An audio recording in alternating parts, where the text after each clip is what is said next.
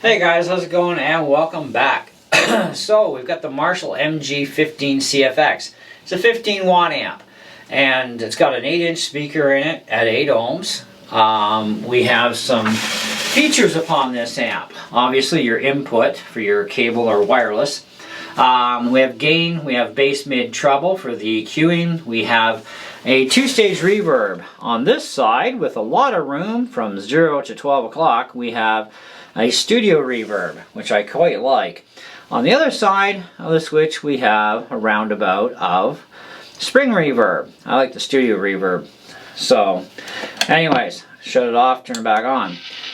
We also have a main volume. We have a FX area or effects area, which consists of chorus, phaser, flanger, delay, and octave.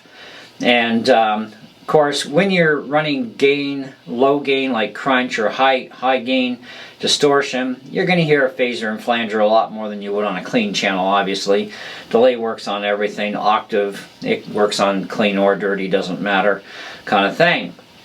Then we have a master overall volume. Now, with any of the presets, whether you make them up yourself or whether you're using the Marshall factory presets that they have set aside for us to try out and play around with, yeah, the master control is not affected, which is actually quite good. I can appreciate that because you guys remember that line 6 I had? Yeah, it was like, felt like it was almost full blast all the time with their preset stuff, and I'm kind of glad that amp is gone because, you know, it was a nice amp, don't get me wrong, but it did have a few things about it that were really freaking annoying. At least with this one, my master is my master and it's not affected by presets. So if I have a really loud preset set up on the other side, it doesn't matter. Wherever this is, you know, we have full control and not even disturbing the presets. As soon as you touch any of the other knobs, you will disrupt that preset, okay? And it kind of takes it offline. Kind of like, well, let's do this. Right?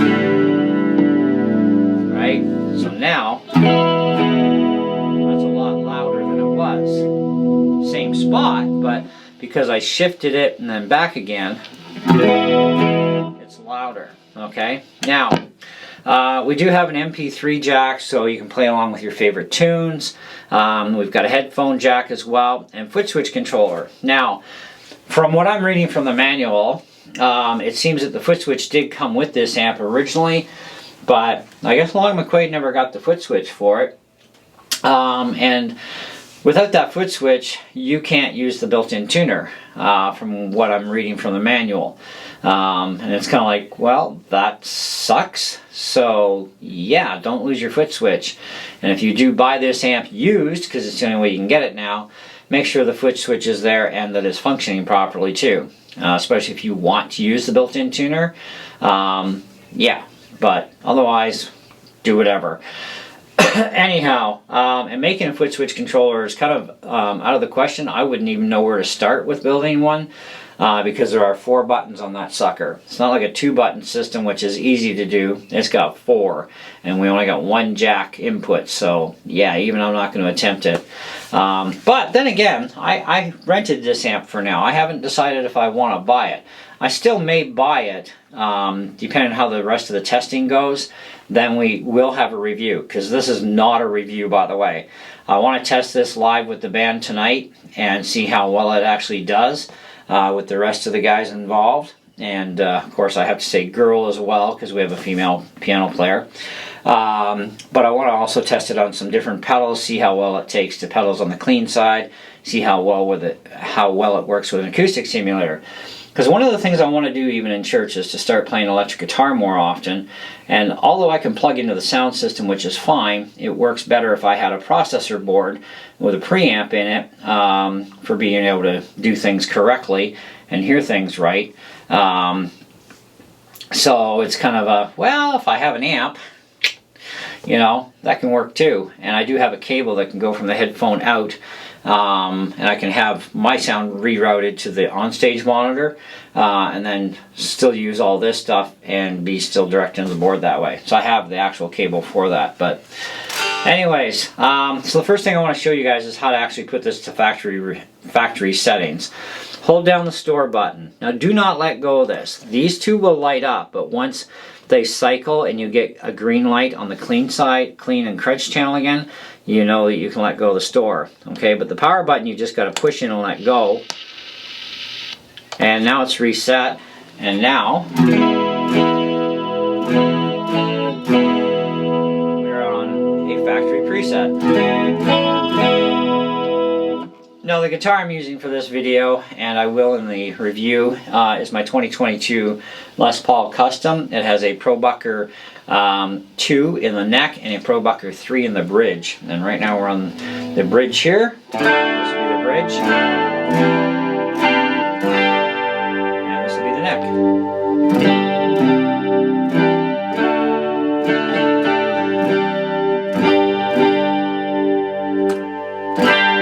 On the bridge, it's kind of bitey, but you know, hey, not bad. The neck actually sounds really nice. It's not even muddy. It's got a bit of darkness to it, but you got to expect that. But it's not muddy like other pickups I've had in Les Pauls and among other guitars with humbuckers. Anyways, so that's how you reset it. Now, the tap tempo here, that is for the delay only, okay? But we do have things like chorus. I'm going to override the setting here. So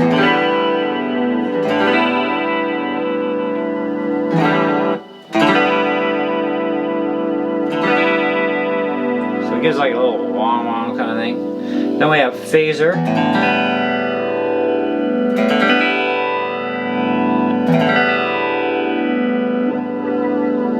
Flanger. Delay. I need to tap tempo that.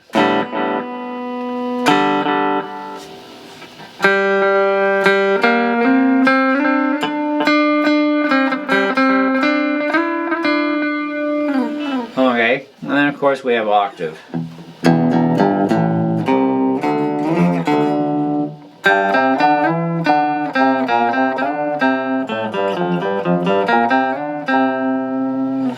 Okay, so again we'll go back to store and we're going to reset everything.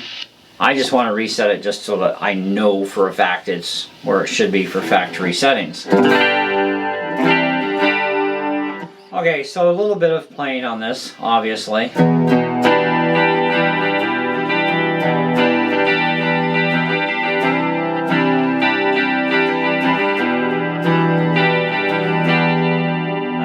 Now the neck.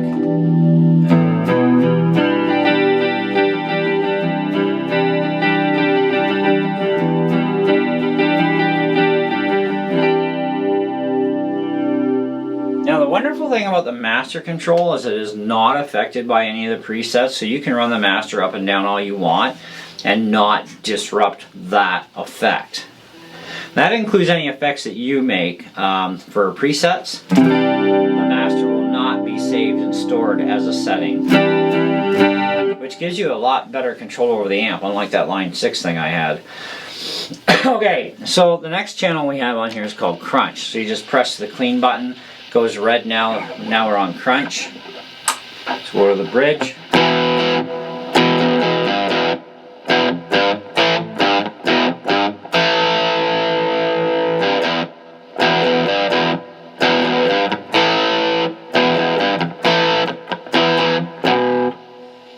Neck.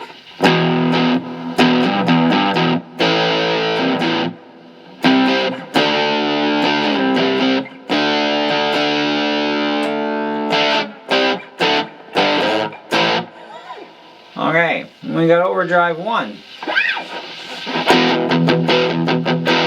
Now it's a dry signal.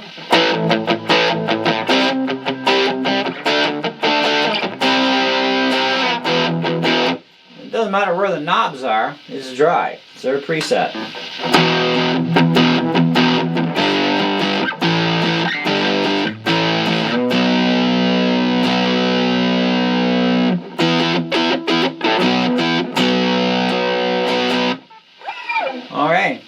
Overdrive 2 now. This channel really disgusts me. I don't know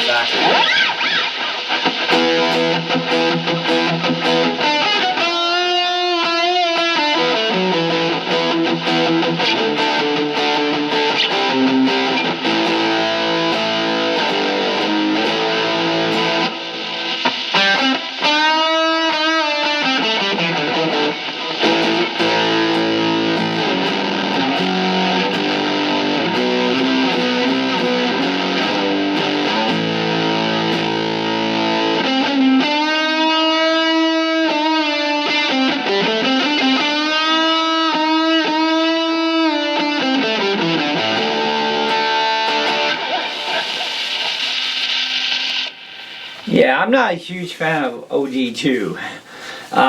It's, wow, you heard it, it's horrible. Anyways, I'm sure most of you will at least agree. But the clean, the crunch, and the OD1 are actually pretty good settings that they've chosen. I don't know why they did what they did with OD2, but that was disgusting. And if you have the volume up a little bit louder, it does nothing but feedback, even from 10 feet away. It's like, holy cow. So anyways, but we got quite a bit. You know, the gain, the EQ, the reverb is nice. Like, you know, let me go into manual mode. So to go into manual mode, we got to push and hold on the tap button. Now in manual mode, wherever the knobs are, that's what's going to happen, right? So I don't want that. I want this. So chorus there, and I want to go to the spring reverb.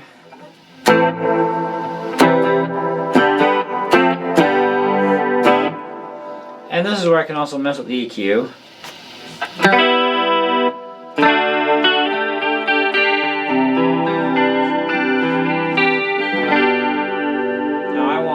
Gain.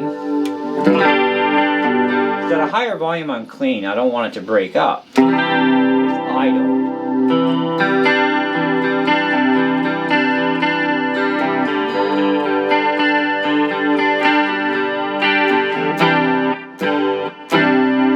Now, if you do want, like, say, full gain.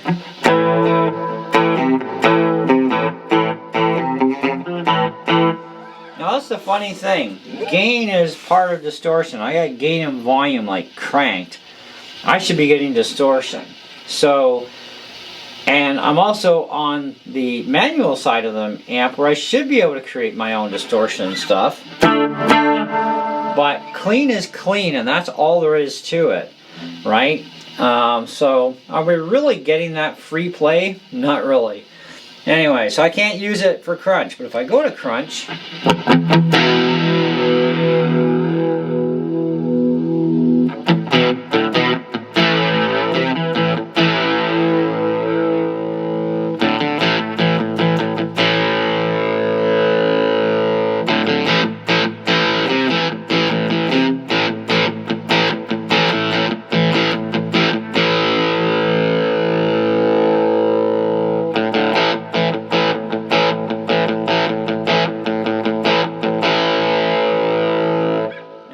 store that, I'm supposed to just press the store button, and then that's it. So if we go back to regular mode,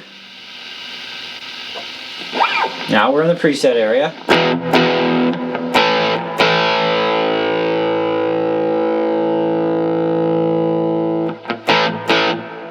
We've overwritten a preset, okay? So you can overwrite the preset that way. Not a big deal, right? So let's turn this off. Let's go back to factory settings. Okay, so it doesn't matter where the knobs are.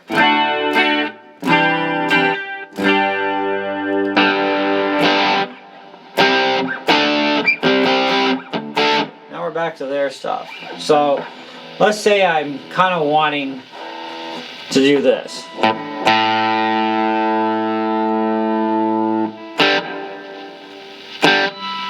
I can bypass it all now. So now I can go to that studio reverb and pull some bite off of this thing.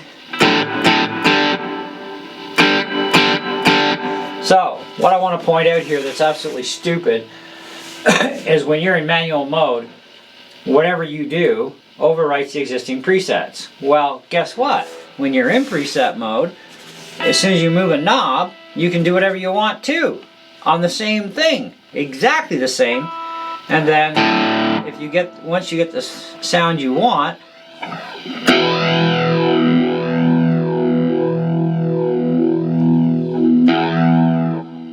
okay, clean.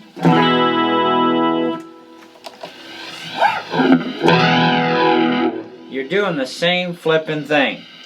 So manual mode, stupid idea. It just is.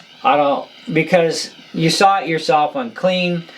We can't make the clean channel into a distortion channel. It doesn't work. Yes, we can add more gain. We do the same thing right here. Everything the same. So you don't even need manual mode. It's just a dumb feature. I don't know. Maybe it gives you a sense of control, but you really have none. The MP3 is nice because you can play along with your tunes, a headphone out, private listening, go to a mixing board with it, into your favorite DAW on your computer if you have the right cable, away you go. Master I like because it's not anything to do with anything with the amp presets. So whatever you do with the volumes, the gains, Master will not override any of these other knobs. Okay, now you can see it's on phaser, right? We don't have a phaser going on. Okay, it's whatever they use, which to me sounds like a hint of chorus. And the clean. But we can turn that right off. Go there. Now, whatever change you make when you shut off the amp, it remembers. So if you made a change just manually with a preset, even though you didn't store it, like physically store that setting that as a new one, it will keep that last thing that you did as the last sound. So that is kind of a nice feature. So nice that we have all this power here, sorta. The foot switch controller though would have been nice because then at least we'd get to access the tuner. Because let me read you the tuner thing. The tuner can be accessed in two ways, okay? By simultaneously pushing the tap and store switches on the front panel, which is number one, right?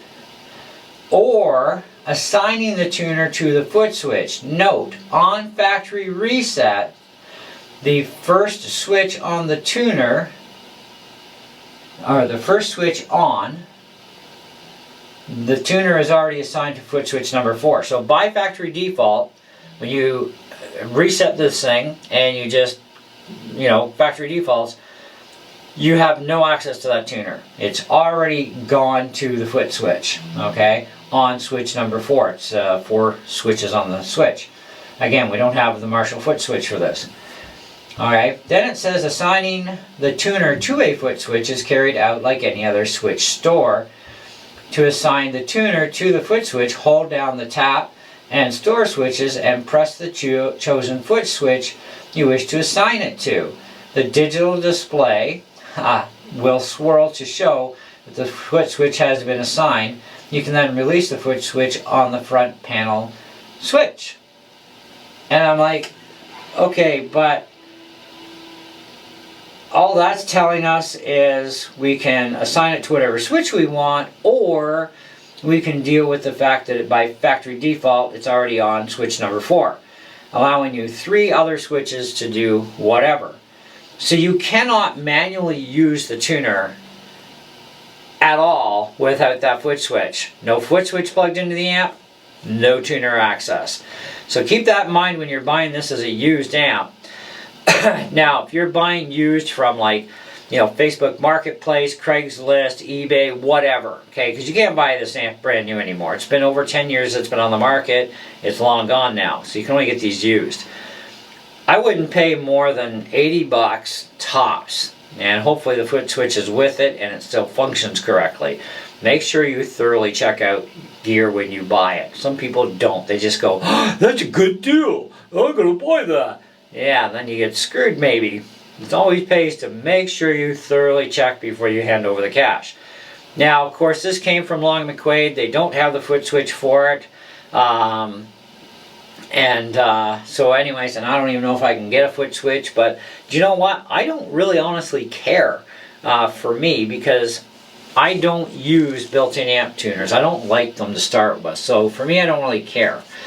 The fact that I would be willing to pay $130 from them for this, even without the foot switch, is because I'm going to get a warranty with it. And I may also qualify, for the extended performance warranty. Because generally, even used gear, if it's a brand that they carry, they usually do provide a performance warranty, but it kind of depends on the item too. It doesn't always happen. So that I would have to look into if I decide to buy it. But I'd be willing to pay them $130 regardless, only because it will come with a warranty period. Okay, because it is a brand that they do sell. As far as the brand goes, so they do provide X amount of time for a basic warranty at least, even if they don't do the performance warranty. You know, so, and I already know that the amp, of course, they went through it before they put it out on display, because they're not going to put out garbage. So I trust them. And I've been dealing there for years, and I love doing business with Long McQuade. And I deal with the North Bay store, which is only about a 30-minute drive for me. Driving like a human being, generally the way I drive, 12 to 18 minutes. Anyway, that's another story. I gotta start slowing down one of these days. At least the winter keeps me driving slower. But it does have quite a bit of features in it, which is nice, and it does sound good. I love the clean on it. You know, I love the clean even more when the EQ is here, because I do find that it's kind of bitey. This is kind of like the smooth sound that I want. So for that, I would store that setting, you know, and I would say press the button for about 3 seconds, and then you know for sure it's stored. So this is the kind of sound I really like here. Now, as far as the reverb goes, I probably want the reverb about here. Okay, and that's a bit of studio reverb. It's all I need. So now that I disturbed it, now I want to restore that so it'll just overwrite. So anyways, this so far is what I have for you guys. I do have to still test it in a live situation, because somebody's going to ask me, and I know, can you play this thing live? Because, well, you know what, back in the 80s, you know, we had little PV Edition 20 amps, and I've got those on my channel. Check them out. Those things were only like a little over 7 watts or something. They were not very powerful. They were well under 10 watts. And me and the lead guitar player each had the exact same amp. And we cranked those stuff up. And yeah, we had no problem getting over our acoustic drummer. And he was loud, obnoxious. And even in the practice area that we had for size, we had no problem getting over top, you know, with that little amount of wattage. And this is a lot more wattage than a PV Edition 20, and of course a much bigger cabinet. Same size speaker though at 8-inch, but this is 8-inch at 8 ohm. We had 4 ohm 8-inch, but a smaller cab. But it was an open back too, which I think makes a huge difference too on how the sound travels. Where this is a closed back. So again, it's going to be interesting live to see how it works. But I'm looking forward to it tonight. But I do have to still test a bunch of pedals on this thing, see how well it even takes an acoustic simulator pedal to recreate that sound. Hopefully it does a better job than my Pathfinder does. Yeah, so I'm not quite sure if I'm going to buy this yet. The rest of the testing is going to definitely tell the story. I did let one of my students try this thing out last night. He seemed to enjoy it. He liked it a little bit better than his own amp. So it's like, yeah, well, hey. Yeah, it might just suit my purpose, and I may end up buying it. So we'll have to see what happens. But do stay tuned for the review. But I wanted to go through this first to give you the basics and basically a living instruction manual, which is a lot more easier to understand than their actual PDF file here in a lot of ways. Anyway, that's all I got for you on this one, so thanks for watching, and we'll catch you guys on the next one. See ya.